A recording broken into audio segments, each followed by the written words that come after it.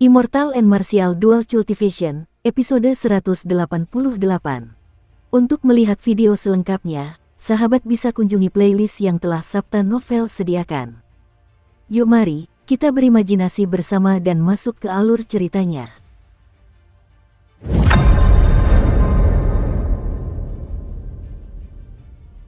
Jika Xiao Chen ingin bersaing dalam hal ketekunan, lawannya pasti akan menang. Dia harus menjatuhkannya dalam satu tarikan napas. Mata Xiao Chen membelalak, dan pusaran ki ungu di dantainya berputar cepat. Dia menggabungkan kekuatan fisik dan esensinya, dan kekuatan di tinjunya meningkat secara eksplosif. Ledakan, peningkatan kekuatan yang tiba-tiba itu membuat Jiang Zimo terpental 5 langkah sebelum ia perlahan berhenti. Pecahan batu yang mengapung di sekitarnya juga ikut berjatuhan. Percakapan itu telah berakhir. Jiang Zimo tidak menindaklanjuti dengan percakapan lain. Dia tampak sangat tenang, dia bahkan tidak perlu mengatur esensnya sebelum berjalan menghampiri Xiao Chen. Xiao Chen menarik tinjunya dan rileks, sedikit mengatur esensinya saat melakukannya. Setelah itu, aura yang bergejolak di tubuhnya mereda. Ketika Xiao Chen melihat Jiang Zimo tampak santai, seolah-olah dia hanya melancarkan serangan biasa, Xiao Chen tak kuasa menahan rasa penasaran tentang teknik kultivasi yang dia praktikkan. Jiang Zimo menangkupkan kedua tangannya sebagai tanda hormat dan berkata, "Lumayan. Kau adalah orang pertama di generasi kita yang berhasil membuatku terpental dengan satu pukulan." Xiao Chen tersenyum getir, "Bagaimana bisa itu tidak buruk? Aku telah menggunakan seluruh kekuatanku. Melihat sikapmu yang santai, kau mungkin hanya menggunakan 20% dari kekuatanmu." Jiang Zimo tersenyum sambil menjelaskan, "Kau tidak perlu terlalu rendah hati. Aku juga menggunakan seluruh kekuatanku. Hanya saja teknik kultivasiku agak istimewa. Bahkan jika aku dipukuli sampai mati, aku tetap akan terlihat setenang ini." Xiao Chen tersenyum mendengar pernyataan itu. Kata-kata orang ini menarik. Dia tampak berpikiran terbuka, dan temperamennya cocok dengan Xiao Chen. Namun, teknik kultivasi ini sungguh aneh. Aura dan kekuatan yang ditampilkan saat menggunakan 20% dan kekuatan penuh berbeda, tingkat kelelahan pun akan berbeda. Tidak seorang pun akan menggunakan kekuatan penuh mereka sejak awal. Jika mereka melakukannya, mereka tidak akan bertahan lama, dan esensi mereka akan langsung terkuras.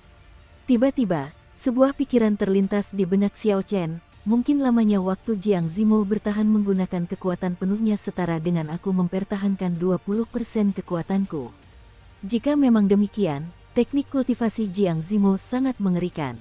Jiang Zimo melanjutkan, "Kekuatanmu jelas memenuhi persyaratan. Merupakan kerugian bagi mereka karena tidak mengirimkan undangan kepadamu. Aku belum menanyakan namamu. Dari bangsa dan sekte mana kamu berasal?" Xiao Chen menangkupkan kedua tangannya dan berkata, "Xiao Chen dari negara Qin Raya. Saat ini tidak tergabung dalam sekte manapun." Saat Jiang Zimo mengulangi nama Xiao Chen, ia merasa nama itu agak familiar. Namun, ia tidak ingat di mana ia pernah mendengarnya. "Saudara Xiao Chen, bagaimana kalau begini? Pada tanggal 17 bulan depan, jika kau punya waktu, kunjungi halaman belakang penginapan Clear Spring. Kurasa kau akan tertarik. Kebetulan, aku punya surat rekomendasi yang bisa kuberikan padamu. Penginapan mata air jernih, bukankah itu penginapan tempat Xia Xian menginap?" Apakah Jiang Zimo dan Xia Yiyan datang untuk tujuan yang sama? Xiao Chen tidak repot-repot memikirkan hal itu untuk saat ini. Dia mendongak menatap Jiang Zimo yang mengesankan dan berwibawa. Dia merasa curiga saat bertanya, "Ngomong-ngomong, ini pertama kalinya kita bertemu, kan? Mengapa Anda begitu ramah?" Jiang Zimo tertawa dan berkata, "Apakah kau takut aku akan menjebakmu? Begini saja, aku tidak akan memaksamu atau membujukmu. Pada tanggal 17 bulan depan, jika kau tertarik, luangkan waktu untuk melihatnya. Aku jamin kau tidak akan kecewa. Aku pamit dulu." "Benar sekali, para iblis harimau itu mungkin akan menyergapmu nanti. Bersikaplah lunak pada mereka." Jiang Zimo berbalik dan melompat kembali ke dalam restoran. Xiao Chen juga tidak berlama-lama. Dia langsung menuju toko terbesar di kota itu. Di restoran itu, di sebuah meja di dekat jendela, seorang gadis berambut perak menatap punggung Xiao Chen, tenggelam dalam pikirannya. Gadis berambut perak itu memiliki wajah yang cantik. Dia tampak seperti peri dari dunia Xiao Chen sebelumnya. Namun, mata peraknya tidak mengandung emosi, mata itu tampak sangat dingin. Ketika gadis berambut perak itu melihat Jiang Zimo kembali, dia bertanya dengan cemas, "Zimo, siapa dia? Dari sekte mana dia berasal?" Jiang Zimo menatap ekspresi cemas gadis berambut perak itu dan merasa takjub. Ini adalah pertama kalinya dia melihat gadis itu begitu peduli pada orang lain. "Sinya, apakah kamu mengenali orang ini?" Gadis berambut perak itu menggelengkan kepalanya. Dia berkata, "Dia memiliki aura yang sangat mirip dengan seseorang yang pernah kukenal, tetapi mereka terlihat berbeda." Jiang Zimo mengangguk dan berkata, "Dia adalah Xiao Chen. Dia terlihat cukup kuat tetapi tidak berafiliasi dengan sekte manapun." Ketika gadis berambut perak itu mendengar ini, dia merasa agak kecewa. Dia berkata pelan, "Oh, sepertinya aku salah mengenali orang. Orang yang kukenal bermarga Ye. Di kota itu terdapat banyak toko yang melayani para kultivator." Xiao Chen berhenti di salah satu toko terbesar. Toko itu memiliki suasana sederhana dan terbuat dari kayu. Banyak orang yang keluar masuk, tempat itu sangat ramai. Kata-kata paviliun angin mengalir, menghiasi papan nama dengan warna emas. Xiao Chen mengikuti kerumunan dan masuk. Toko itu sangat besar. Xiao Chen melihat sekeliling dan melihat berbagai macam barang di aula lantai pertama. Terdapat rak-rak khusus untuk senjata roh, berisi deretan demi deretan berbagai senjata. Semua tingkatan dan peringkat senjata roh ada di sana. Bahkan ada ratusan senjata roh peringkat mendalam dan di atasnya. Di sebelah senjata roh terdapat rak untuk semua jenis baju sirah tempur. Bersama dengan senjata roh, rak-rak tersebut membentuk area melingkar untuk senjata. Zona senjata terletak di tengah aula. Rak-rak di sepanjang dinding berisi berbagai macam ramuan dan pil obat. Barang-barang tertata dengan sangat rapi. Xiao Chen merasa seperti berada di supermarket di kehidupannya sebelumnya. Satu-satunya perbedaan adalah supermarket ini terlihat lebih kuno dan alami. "Pahlawan muda, apakah kau datang ke sini untuk mencari senjata roh atau baju sirah perang? Atau mungkin kau datang untuk memesan senjata khusus? Toko kami adalah salah satu dari sedikit mitra Heavenly Crave Manor di tanah kuno yang terpencil. Apapun yang kau inginkan, kami bisa membuatnya." Ketika seorang pelayan melihat Xiao Chen sedang mengamati area persenjataan, ia segera maju sambil tersenyum dan menyapanya dengan hangat. Ketika pelayan itu menyebutkan istana kerajinan surgawi, dia memancarkan kebanggaan. Seolah-olah bekerja dengan istana kerajinan surgawi adalah prestasi yang sangat mengesankan. Xiao Chen tersenyum tipis dan berkata, "Saya di sini bukan untuk membeli, tetapi saya punya barang untuk dijual. Apakah paviliun angin mengalir menerima barang-barang saya?" Senyum pelayan itu tidak berubah saat dia berkata, "Ya, benar. Naiklah tangga itu. Setelah melewati paviliun harta karun di lantai 2, Anda akan sampai di lantai 3 tempat kami memiliki penilai yang terlatih khusus. Saya jamin pahlawan muda tidak akan mengalami kerugian di sana. Hanya ada sedikit orang di paviliun harta karun. Luasnya kurang dari setengah luas aula di lantai pertama." Dengan sekali pandang, Xiao Chen tahu alasannya. Paviliun harta karun menjual berbagai macam teknik kultivasi dan teknik bela diri. Ada juga beberapa senjata rahasia tingkat rendah awal, beberapa pil obat yang berharga, dan berbagai macam biji berharga. Barang-barang ini sangat mahal. Hanya sebagian kecil petani yang mampu membeli barang-barang tersebut. Xiao Chen terus menaiki tangga dan tiba di lantai 3 paviliun angin mengalir. Dibandingkan dengan lantai 2, jumlah orang di sana bahkan lebih sedikit. Lantai 3 juga lebih tenang, tidak ada kebisingan dan keramaian seperti di lantai pertama. Semua orang hanya menunggu dalam diam. Xiao Chen duduk di kursi kayu, dan seorang pelayan wanita segera datang dan menuangkan teh untuknya. Pelayanan mereka sangat baik. Xiao Chen mengambil cangkir teh dan menyesapnya. Kemudian, dia bertanya kepada pelayan wanita itu, "Berapa lama saya harus menunggu sebelum giliran saya?" Gadis pelayan itu tersenyum dan menjawab, "Pahlawan muda, ruang penilaian paviliun angin mengalir hanya akan melayani 3 pelanggan dalam satu waktu untuk memastikan keadilan. Beberapa harta karun mudah dinilai dan beberapa sangat sulit. Sulit untuk mengukur waktu yang dibutuhkan. Melihat sekeliling dan menghitung jumlah orang yang menunggu, sepertinya akan memakan waktu setidaknya 2 jam. Xiao Chen meletakkan cangkir tehnya dan menutup matanya untuk tertidur. Untungnya, Xiao Chen memiliki banyak kesabaran. Dia tidak merasa bosan menunggu. Beberapa orang di dekatnya tidak tahan dengan kebosanan dan mulai mengobrol satu sama lain. Kalian sudah dengar, tetua ketujuh King Feng dari Istana Api Suci memimpin sekelompok orang ke medan perang iblis untuk membunuh iblis darah. Dalam prosesnya, 3 raja bela diri setengah langkah tewas. Setelah membunuh iblis darah tingkat puncak dengan susah payah, seseorang merampoknya. Tiba-tiba, seseorang menyebutkan kejadian baru-baru ini dari medan perang iblis. Istana Api Suci merupakan kekuatan yang cukup terkenal di Kepulauan Selatan. Ketika seseorang menyebut Istana Api Suci, hal itu menarik perhatian beberapa orang yang menunggu di aula. Seorang petani berpakaian kuning bertanya, kapan itu terjadi? Mengapa saya tidak mendengar kabar apapun tentang hal itu? Hehe, itu terjadi seminggu yang lalu. Tentu saja, kau belum mendengarnya. Sejauh ini, beritanya hanya menyebar di Pulau Boulder dan markas besar Holy Fire Manor, Pulau Api Suci.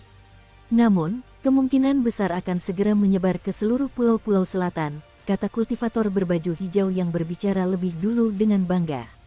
Siapakah yang begitu kuat hingga mampu merampas inti iblis-iblis darah tingkat tinggi dari hadapan 10 lebih raja bela diri setengah langkah? Dia pasti setidaknya berada di alam raja bela diri. Kultivator berjubah hijau itu tertawa, tebakanmu sangat salah. Coba pikirkan, mengapa kultivator raja bela diri menginginkan inti iblis-iblis darah tingkat tinggi? Mereka sudah membuka lautan kesadaran mereka. Jika mereka menginginkannya, mereka membutuhkan inti iblis jenderal iblis darah. Inti iblis darah biasa tidak berguna bagi mereka. Kalau begitu, pastilah raja bela diri setengah langkah puncak lainnya. Dia mungkin membutuhkan inti iblis setan darah tingkat tinggi puncak untuk membuka lautan kesadarannya. Kultivator berjubah hijau itu terus tertawa, salah lagi. Orang yang merebut inti iblis hanyalah raja bela diri tingkat rendah.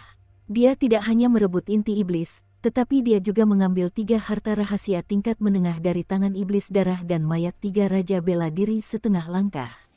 Dia mencuri semua keuntungan dari pertempuran itu. Bagaimana mungkin seorang raja bela diri tingkat rendah melakukan semua ini di depan begitu banyak raja bela diri setengah langkah?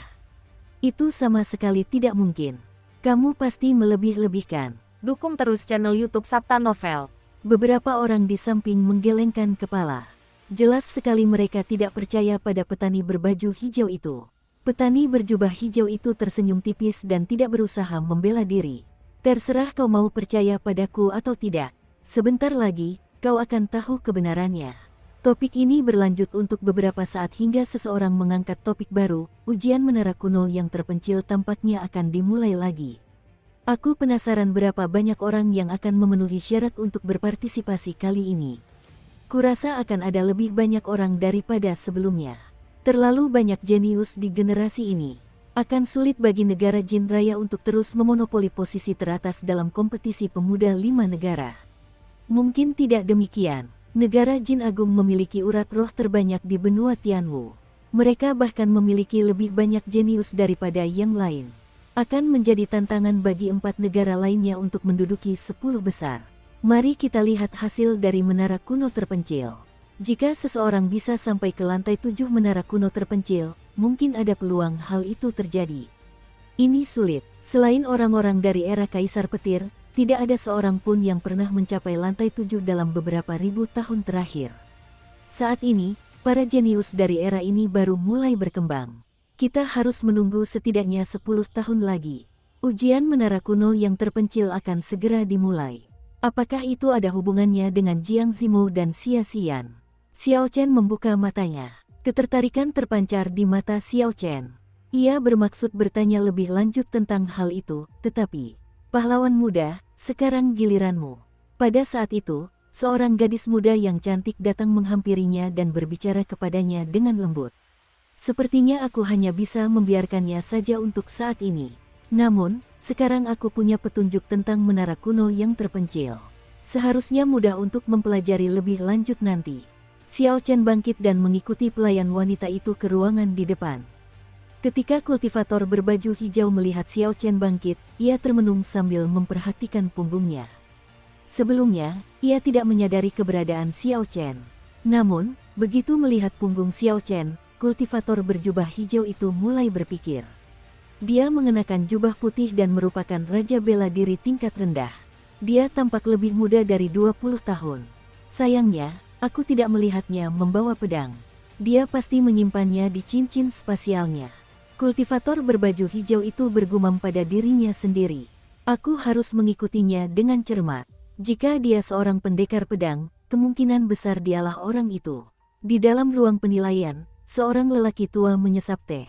Ketika melihat Xiao Chen masuk, dia tersenyum dan berkata, "Saya adalah tuan tua paviliun angin mengalir. Jika pahlawan muda bermaksud menjual sesuatu, silakan bawa keluar untuk diperlihatkan kepada saya." Xiao Chen mengangguk tetapi tidak mengatakan apapun. Dia mengarahkan cincin semestanya ke ruang kosong di aula dan tumpukan besar benda berjatuhan keluar. Ketika suara itu berhenti, tumpukan barang-barang acak setinggi 1 meter muncul di tengah aula. Pak Tua Ma hampir menyemburkan teh yang sedang diminumnya. Matua berhasil menahan diri agar tidak menumpahkan teh sambil berkata dengan ekspresi agak tidak enak, "Adikku, apa kau datang untuk main-main? Apa kau tahu tempat seperti apa paviliun angin mengalirku ini? Berani-beraninya kau menunjukkan tumpukan sampah padaku." Jelas sekali, pihak lain tidak menganggap semua barang-barang itu berharga. Ia merasa Xiao Chen ada di sini untuk mempermainkannya. Xiao Chen duduk dengan tenang dan berkata, "Kamu akan tahu apakah itu benar-benar tumpukan sampah atau bukan setelah melihat sendiri." Ketika Pak Tua Ma melihat sikap percaya diri Xiao Chen, dia ragu-ragu. Dia berjongkok dengan setengah tak percaya dan dengan santai mengambil sebotol pil obat. Matua membuka botol itu, dan aroma harum tercium keluar. Ia menghirupnya, dan ekspresinya berubah. Ia berkata, "Ini adalah pil obat tingkat 6. Jika seorang pendekar suci menggunakan satu pil ini, kultivasinya dapat meningkat pesat. Nilainya setara dengan 10.000 batu roh tingkat rendah." Setelah Oudma berbicara, dia segera mengambil sebuah buku rahasia yang sudah menguning. Ini adalah teknik kultivasi tingkat rendah tingkat bumi. Teknik ini dapat digunakan hingga tingkat raja bela diri. Nilainya setara dengan 100.000 batu roh tingkat rendah. Di sini terdapat 10 senjata roh tingkat rendah berperingkat bumi. Ini adalah ginseng salju berusia 300 tahun. Ini adalah baju zirah pertempuran, dan ini adalah teknik bela diri tingkat tinggi berperingkat bumi. Di sini juga terdapat harta karun rahasia tingkat rendah. Dengan setiap kalimat yang diucapkan Matua, ekspresinya semakin berubah. Bagaimana mungkin ini tumpukan sampah? Dia telah salah menilai barang-barang ini. Meskipun setiap barang secara individual tidak terlalu berharga dan tidak dapat membangkitkan minat apapun padanya, dengan banyaknya barang di sini, nilai totalnya akan sangat mencengangkan. Setidaknya ada 1.000 barang. Agar begitu banyak barang aneh muncul pada satu orang, dia pasti telah merampok klan yang kuat atau membunuh banyak kultivator peringkat tinggi. Matua merasa takjub. Xiao Chen tampak tidak lebih tua dari 20 tahun. Terlepas dari apapun yang terjadi, kekuatan masa mudanya sungguh luar biasa. Dia tidak sesederhana penampilannya. Pak Tua Ma tidak lagi berani meremehkan Xiao Chen seperti sebelumnya. Ia berdiri dan menangkupkan tangannya, "Saya minta maaf atas kesalahan sebelumnya. Orang tua ini terlalu terburu-buru dalam menilai. Saya harap adik kecil akan memaafkan saya." Xiao Chen berkata dengan acuh tak acuh, "Tidak apa-apa, bantu saja saya menilai ini dengan cepat. Saya hanya tertarik pada bisnis dan tidak ada yang lain. Tentu saja, tidak realistis untuk hanya mengandalkan ibu tua untuk menilai segalanya."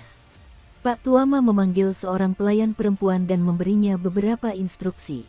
Setelah 1 jam, 10 penilai muda keluar dari pintu belakang ruang penilaian. Matua menjelaskan, "Saya telah memanggil mereka dari cabang lain. Jangan meremehkan mereka karena masih muda. Mereka seharusnya tidak kesulitan menilai barang-barang Anda." Xiao Chen mengangguk dan tidak keberatan. Setelah 2 jam dan kerja keras 11 penilai, semua barang-barang lain-lain telah dinilai. Ke-10 penilai dari cabang-cabang tersebut pun pamit, dan tak lama kemudian, hanya Oudma dan Xiao Chen yang memenuhi aula. Matua menyerahkan sebuah daftar dan berkata kepada Xiao Chen dengan ekspresi lelah, "Adikku, lihatlah. Nilai totalnya adalah 3 juta batu roh tingkat rendah. Jika kau menukarkannya dengan batu roh tingkat menengah, nilainya menjadi 25.000. Kau pasti sudah mengerti alasannya, kan?" Xiao Chen meneliti daftar itu dan tidak menyatakan keberatan. Xiao Chen memang menyadarinya. Tentu saja, dia tidak akan mengatakan apapun. Matua tersenyum lembut dan berkata, "Bagus.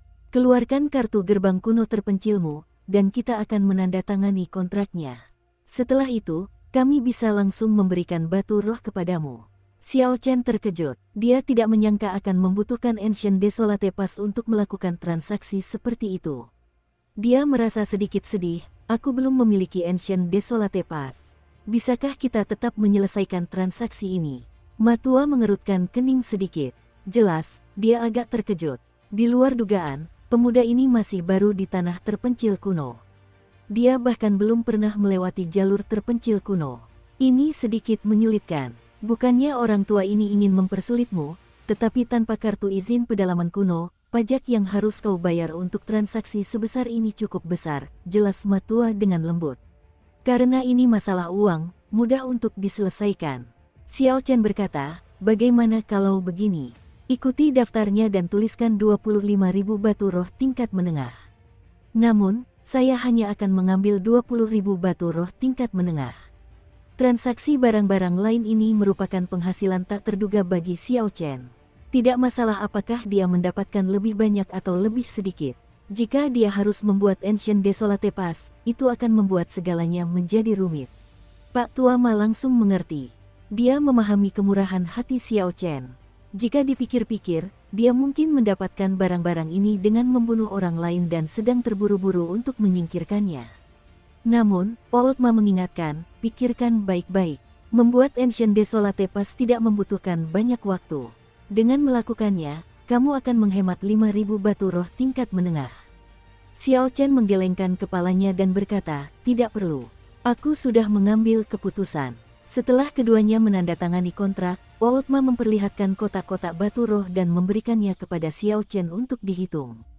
Dengan sapuan santai indera spiritualnya, ia merasakan bahwa jumlahnya tepat. Maka, ia melemparkannya ke dalam cincin semestanya. Cincin semesta Xiao Chen kini memiliki ruang yang jauh lebih banyak. Jumlah batu roh tingkat menengah kini mencapai setidaknya 150.000. Selain itu, ia memiliki jutaan batu roh tingkat rendah dan 100 batu roh tingkat tinggi yang sangat berharga. Xiao Chen berjalan keluar dari ruang penilaian dan melihat sekeliling. Dia memperhatikan bahwa kultivator berbaju hijau belum pergi. Terlebih lagi, ketika kultivator itu melihatnya, kelopak matanya berkedut. Aneh sekali. Biasanya, kebanyakan orang hanya membutuhkan waktu 15 menit untuk menyelesaikan transaksi mereka.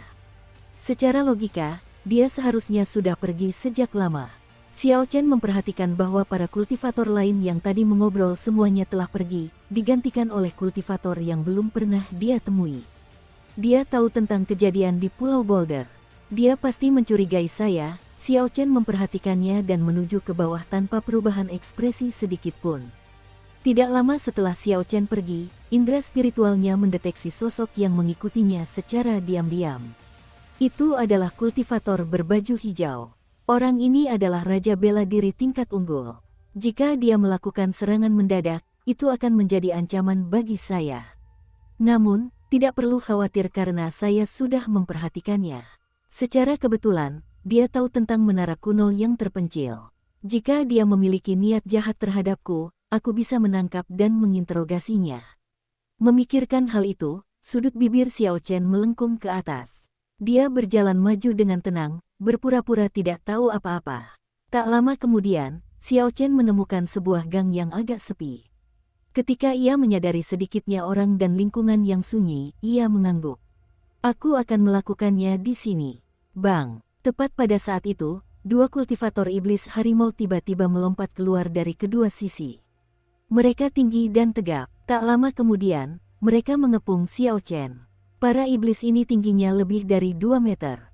Mereka menghalangi sinar matahari dan menimbulkan bayangan yang besar. Mereka adalah iblis harimau yang telah disinggung Xiao Chen sebelumnya.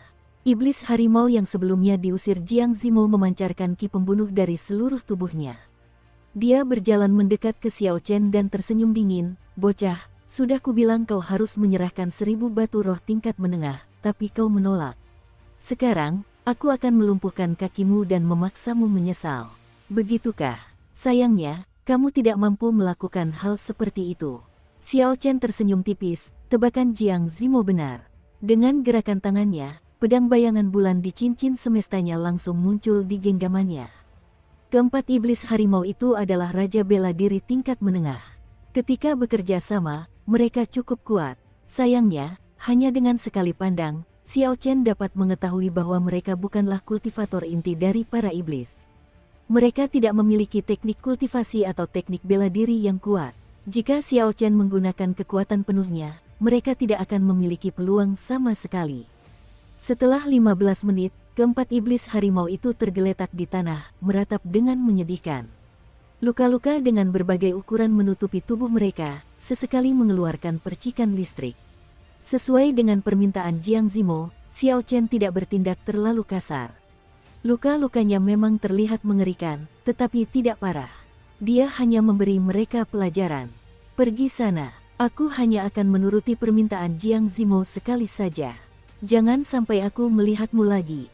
Xiao Chen mengembalikan pedang bayangan bulan ke sarungnya sambil mendengus dingin. Beberapa iblis harimau itu merasa lega karena beban yang sangat besar telah terangkat. Mereka tahu bahwa mereka telah menendang papan besi. Mereka bergegas bangun dan melarikan diri. Lumayan, teknik pedang yang luar biasa. Kau bertarung 1 lawan 4 dan masih memiliki keunggulan yang sangat besar. Kultivator berbaju hijau berdiri di dinding gang. Xiao Chen tidak menyadari kedatangannya. Sinar matahari bersinar dari belakangnya, mengaburkan penampilannya. Xiao Chen tersenyum tipis, setelah mengikutiku sekian lama, akhirnya kau tak mampu melawan. Petani berbaju hijau itu mengangkat bahunya dengan acuh tak acuh. Dia tidak terkejut Xiao Chen memperhatikannya. Dia bertanya, apakah kau berada di Pulau Boulder seminggu yang lalu? Xiao Chen tidak menjawab, dia hanya mengeluarkan inti iblis darah tingkat tinggi dan berkata, kau pasti mencari ini. Kultivator berbaju hijau itu tersenyum dan berkata, bagus sekali, kau bisa mati sekarang. Aku akan menyerahkan kepalamu ke Istana Api Suci untuk mendapatkan hadiah. Itu akan menjadi cara terbaik untuk memaksimalkan nilaimu. Setelah kultivator itu berbicara, dia melompat turun dari dinding. Kemudian dia mengirimkan 2 hembusan angin tajam ke arah Xiao Chen saat dia terjatuh.